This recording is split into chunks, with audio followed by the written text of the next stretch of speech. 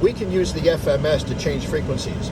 We can change the transponder frequency, the communication frequency, the NAV frequency, ADF frequency. And the way to do that is by going to NAV, Tune, and here's your radio tuning listing. In this first position, you have ADF1, COM1, NAV1. And there's 2 pages here, so if you press Next, it continues with Transponder 1 and HF1. Well, let's go back. Let's press Previous. What if I want to put the transponder where the ADF position is? It's very simple to do.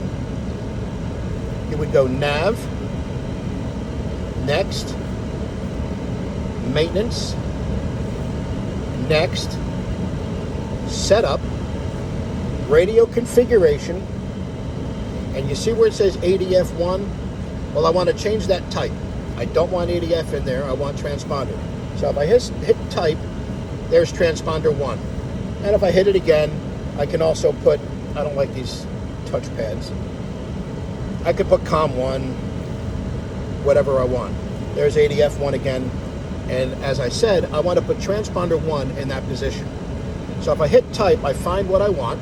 If I'm happy with it, I can hit save. If I wanted to move something else, I would just hit next, next, next, next, and so forth.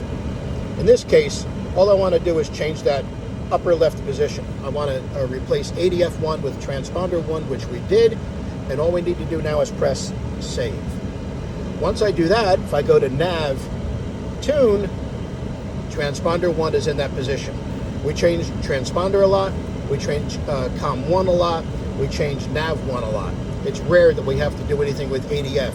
Now, I will also caution that before you make any changes to the FMS, you want to notify maintenance, all the pilots, and management. That's it.